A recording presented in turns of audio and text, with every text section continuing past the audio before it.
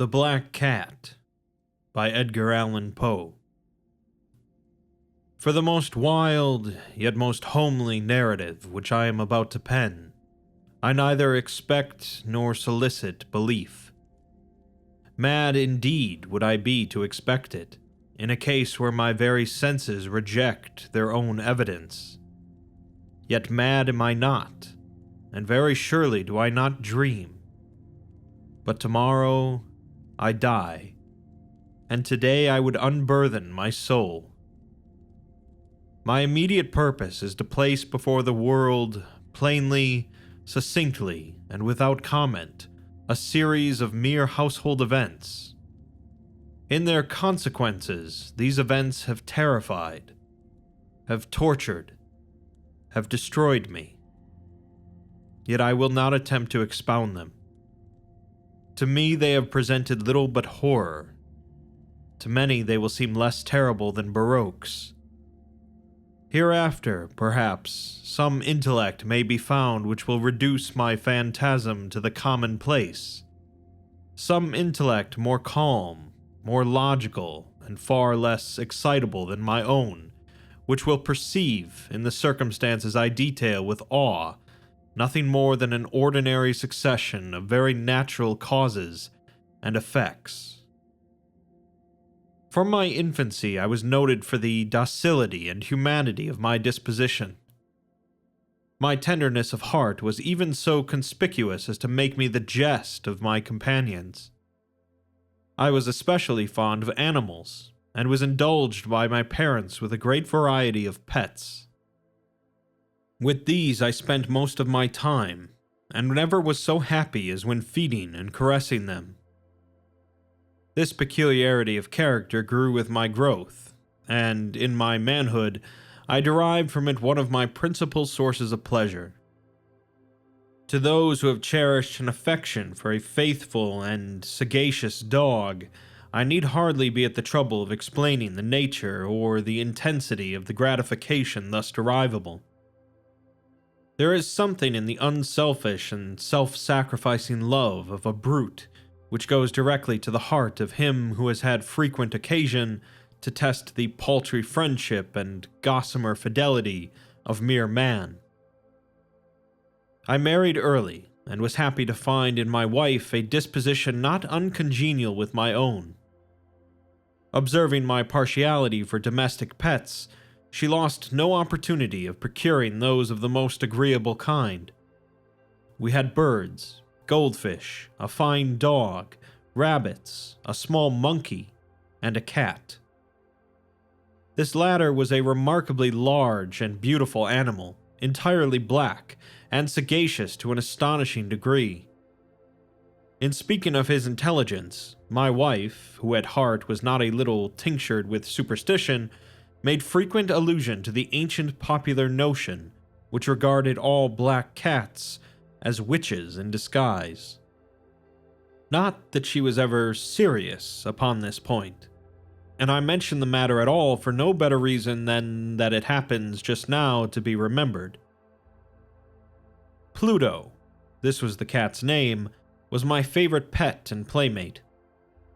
I alone fed him, and he attended me wherever I went about the house. It was even with difficulty that I could prevent him from following me through the streets. Our friendship lasted, in this matter, for several years, during which my general temperament and character, through the instrumentality of the fiend intemperance, had, I blush to confess it, experienced a radical alteration for the worse. I grew, day by day, more moody, more irritable, more regardless of the feelings of others. I suffered myself to use intemperate language to my wife. At length, I even offered her personal violence. My pets, of course, were made to feel the change in my disposition. I not only neglected, but ill-used them. For Pluto, however, I still retained sufficient regard to restrain me from maltreating him, as I made no scruple of maltreating the rabbits, the monkey, or even the dog, when by accident or through affection they came in my way. But my disease grew upon me, for what disease is like alcohol? And at length even Pluto, who was now becoming old and consequently somewhat peevish, even Pluto began to experience the effects of my ill temper. One night, returning home, much intoxicated from one of my haunts about town, I fancied that the cat avoided my presence. I seized him when, in his fright at my violence, he inflicted a slight wound upon my hand with his teeth. The fury of a demon instantly possessed me. I knew myself no longer. My original soul seemed at once to take its flight from my body, and a more than fiendish malevolence, gin-nurtured, thrilled every fiber of my frame. I took from my waistcoat pocket a penknife, opened it, grasped the poor beast by the throat, and deliberately cut one of its eyes from the socket. I blush. I burn. I shudder while I pen the damnable atrocity. When reason returned with the morning, when I had slept off the fumes of the night's debauch, I experienced a sentiment, half of horror, half of remorse, for the crime of which I had been guilty. But it was, at best, a feeble and equivocal feeling, and the soul remained untouched. I again plunged into excess, and soon drowned in wine all memory of the deed. In the meantime, the cat slowly recovered. The socket of the lost eye presented, it is true, a frightful appearance, but he no longer appeared to suffer any pain. He went about the house as usual, but, as might be expected, fled in extreme terror at my approach. I had so much of my old heart left, as to be at first grieved by this evident dislike on the part of a creature which had once so loved me. But this feeling soon gave place to irritation, and then came, as if to my final and irrevocable overthrow, the spirit of perverseness. Of this spirit, philosophy takes no account. Yet I am not more sure that my soul lives than I am that perverseness is one of the primitive impulses of the human heart, one of the indivisible primary faculties or sentiments which give direction to the character of man. Who has not, 100 times, found himself committing a vile or a silly action for no other reason than because he knows he should not? Have we not a perpetual inclination, in the teeth of our best judgment, to violate that which is the law, merely because we understand it to be such? This spirit of perverseness, I say, came to my final overthrow. It was this unfathomable longing of the soul to vex itself, to offer violence to its own nature, to do wrong for the wrong's sake only, that urged me to continue and finally to consummate the injury I had inflicted upon the unoffending brute. One morning, in cool blood, I slipped a noose about its neck and hung it to the limb of a tree. Hung it with the tears streaming from my eyes, and with the bitterest remorse at my heart. Hung it because I knew that it had loved me, and because I felt it had given me no reason of offense. Hung it because I knew that in so doing I was committing a sin, a deadly sin that would so jeopardize my immortal soul as to place it, if such a thing were possible, even beyond the reach of the infinite mercy of the most merciful and most terrible God. On the night of the day on which this cruel deed was done, I was aroused from sleep by the cry of fire. The curtains of my bed were in flames. The whole house was blazing. It was with great difficulty that my wife, a servant, and myself made our escape from the conflagration. The destruction was complete. My entire worldly wealth was swallowed up, and I resigned myself thenceforward to despair. I am above the weakness of seeking to establish a sequence of cause and effect between the disaster and the atrocity, but I am detailing a chain of facts, and wish not to leave even a possible link imperfect. On the day succeeding the fire, I visited the ruins. The walls, with one exception, had fallen in.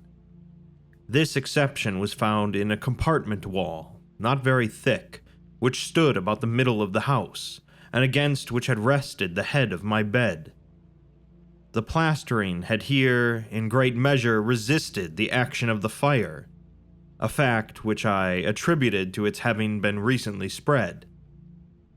About this wall a dense crowd were collected, and many persons seemed to be examining a particular portion of it with very minute and eager attention. The words strange, singular, and other similar expressions excited my curiosity. I approached and saw, as if graven in bas relief upon the white surface, the figure of a gigantic cat. The impression was given with an accuracy truly marvelous. There was a rope about the animal's neck. When I first beheld this apparition, for I could scarcely regard it as less, my wonder and my terror were extreme. But at length reflection came to my aid. The cat, I remembered, had been hung in a garden adjacent to the house. Upon the alarm of fire, this garden had been immediately filled by the crowd, by someone of whom the animal must have been cut from the tree and thrown through an open window into my chamber. This had probably been done with the view of arousing me from sleep. The falling of other walls had compressed the victim of my cruelty into the substance of the freshly spread plaster, the lime of which, with the flames and the ammonia from the carcass, had then accomplished the portraiture as I saw it. Although I thus readily accounted to my reason, if not altogether to my conscience, for the startling fact just detailed, it did not the less fail to make a deep impression upon my fancy. For months I could not rid myself of the phantasm of the cat, and during this period there came back into my spirit a half-sentiment that seemed, but was not, remorse. I went so far as to regret the loss of the animal, and to look about me, among the vile haunts which I now habitually frequented, for another pet of the same species, and of somewhat similar appearance, with which to supply its place. One night, as I sat half stupefied in a den of more than infamy, my attention was suddenly drawn to some black object, reposing upon the head of one of the immense hogsheads of gin or of rum which constituted the chief furniture of the apartment. I had been looking steadily at the top of this hogshead for some minutes, and what now caused me surprise was the fact that I had not sooner perceived the object thereupon. I approached it, and touched it with my hand. It was a black cat, a very large one, fully as large as Pluto, and closely resembling him in every respect but one. Pluto had not a white hair upon any portion of his body, but this cat had a large, although indefinite, splotch of white, covering nearly the whole region of the breast. Upon my touching him, he immediately arose, purred loudly, rubbed against my hand, and appeared delighted with my notice. This, then, was the very creature of which I was in search. I had once offered to purchase it of the landlord, but this person made no claim to it, knew nothing of it, had never seen it before. I continued my caresses, and when I prepared to go home, the animal evinced a disposition to accompany me. I permitted it to do so, occasionally stooping and patting it as I proceeded. When it reached the house, it domesticated itself at once, and became immediately a great favorite with my wife. For my own part, I soon found a dislike to it arising within me. This was just the reverse of what I had anticipated, but I know not how or why it was. Its evident fondness for myself rather disgusted and annoyed. By slow degrees, these feelings of disgust and annoyance rose into the bitterness of hatred. I avoided the creature. A certain sense of shame and the remembrance of my former deed of cruelty preventing me from physically abusing it. I did not, for some weeks, strike or otherwise violently ill-use it, but gradually, very gradually, I came to look upon it with unutterable loathing, and to flee silently from its odious presence, as from the breath of a pestilence. What added, no doubt, to my hatred of the beast was the discovery, on the morning after I brought it home, that, like Pluto, it also had been deprived of one of its eyes.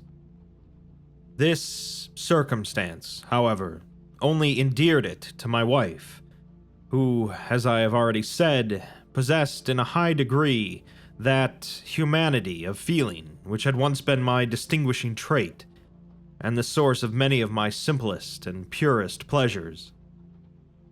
With my aversion to this cat, however, its partiality for myself seemed to increase.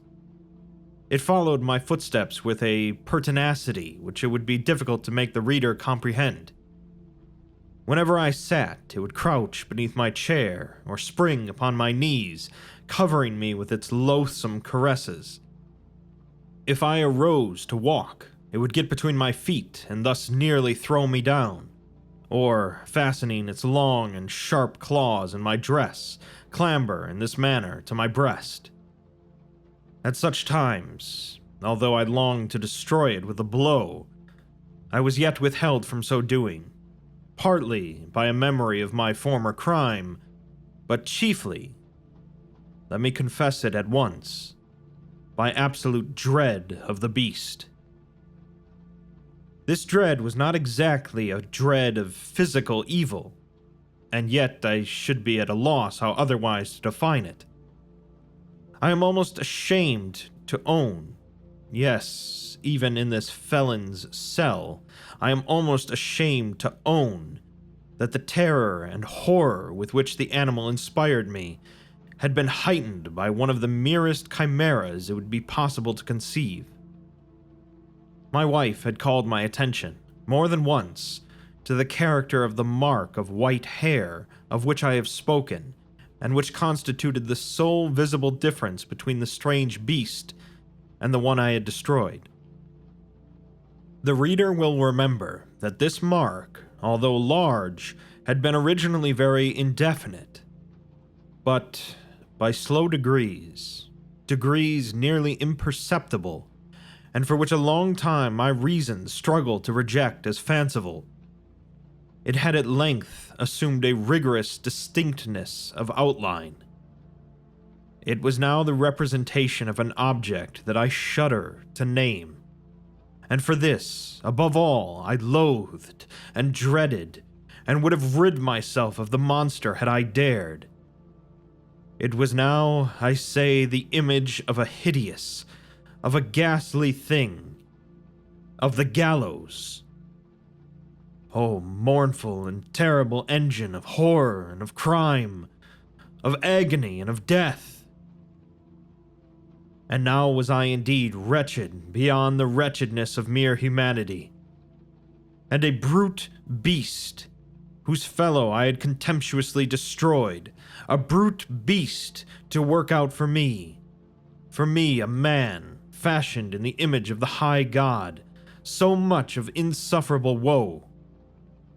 Alas, neither by day nor by night knew I the blessing of rest any more. During the former, the creature left me no moment alone, and in the latter I started hourly from dreams of unutterable fear to find the hot breath of the thing upon my face, and its vast weight, an incarnate nightmare that I had no power to shake off, incumbent eternally upon my heart. Beneath the pressure of torments such as these, the feeble remnant of the good within me succumbed. Evil thoughts became my sole intimates, the darkest and most evil of thoughts. The moodiness of my usual temper increased to hatred of all things and of all mankind, while from the sudden, frequent, and ungovernable outbursts of a fury to which I now blindly abandoned myself, my uncomplaining wife, alas, was the most usual and the most patient of sufferers. One day she accompanied me, upon some household errand, into the cellar of the old building which our poverty compelled us to inhabit. The cat followed me down the steep stairs, and nearly throwing me headlong, exasperated me to madness. Uplifting an axe, and forgetting, in my wrath, the childish dread which had hitherto stayed my hand, I aimed a blow at the animal, which, of course, would have proved instantly fatal had it descended as I wished. But this blow was arrested by the hand of my wife. Goaded by the interference into a rage more than demoniacal, I withdrew my arm from her grasp and buried the axe in her brain. She fell dead upon the spot, without a groan.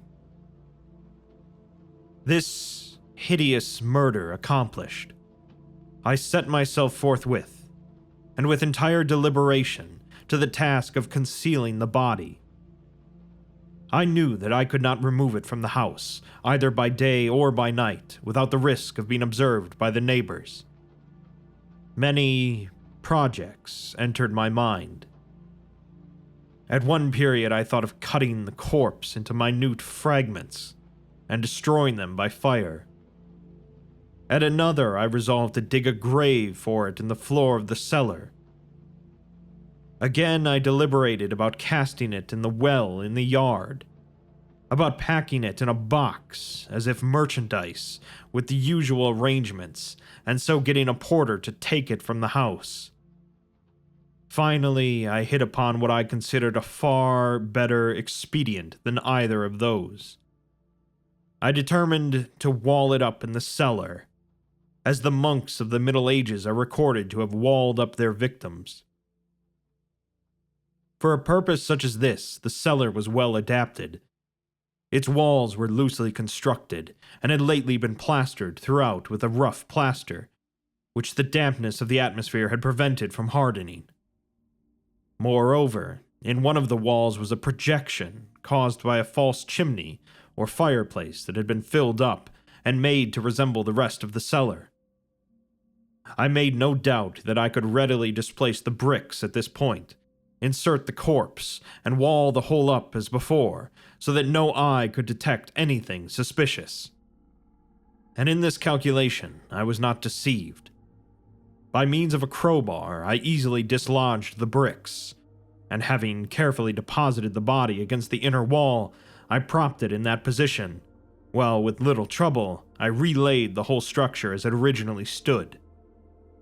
Having procured mortar, sand, and hair, with every possible precaution, I prepared a plaster which could not be distinguished from the old, and with this I very carefully went over the new brickwork. When I had finished, I felt satisfied that all was right. The wall did not present the slightest appearance of having been disturbed. The rubbish on the floor was picked up with minutest care. I looked around triumphantly and said to myself, "Here, at least, then, my labor has not been in vain." My next step was to look for the beast which had been the cause of so much wretchedness, for I had at length firmly resolved to put it to death. Had I been able to meet with it at the moment, there could have been no doubt of its fate.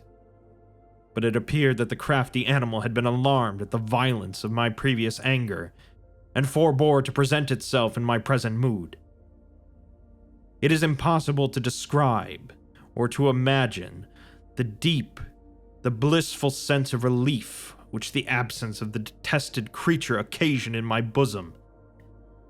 It did not make its appearance during the night, and thus, for one night at least, since its introduction into the house, I soundly and tranquilly slept. I slept, even with the burden of murder upon my soul. The second and the third day passed, and still my tormentor came not. Once again I breathed as a free man. The monster, in terror, had fled the premises forever.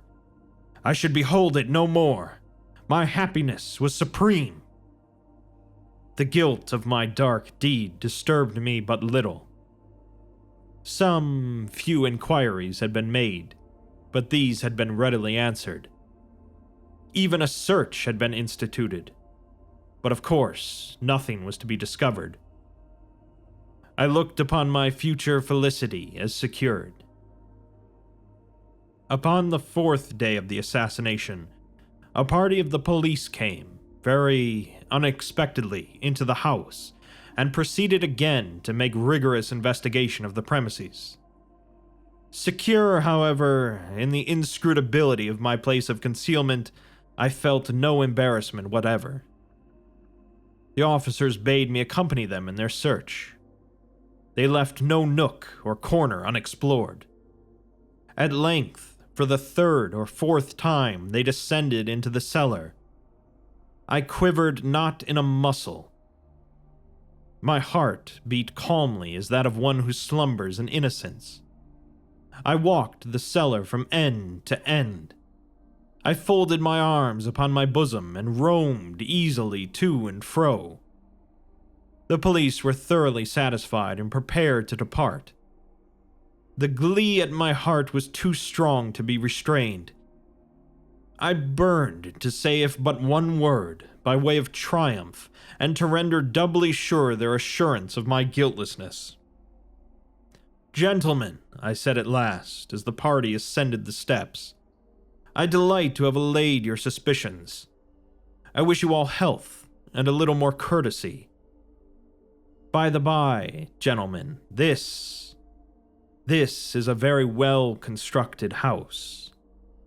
In the rabid desire to say something easily, I scarcely knew what I uttered at all. I may say an excellently well-constructed house. These walls— are you going, gentlemen?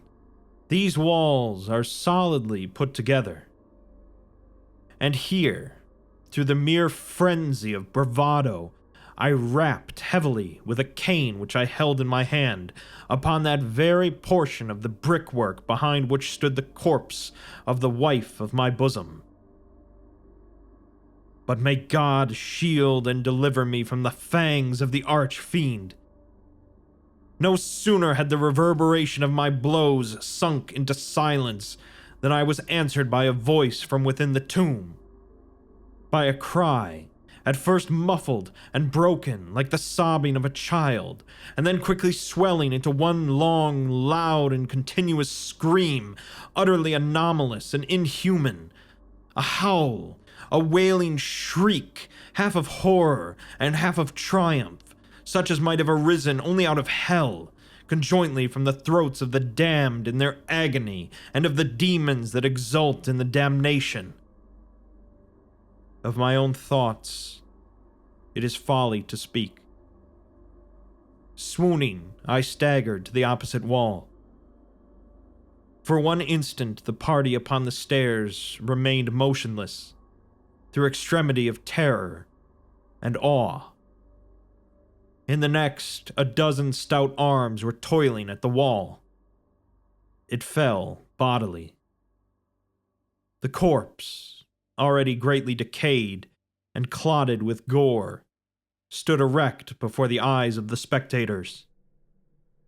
Upon its head, with red extended mouth and solitary eye of fire, sat the hideous beast whose craft had seduced me into murder, and whose informing voice had consigned me to the hangman.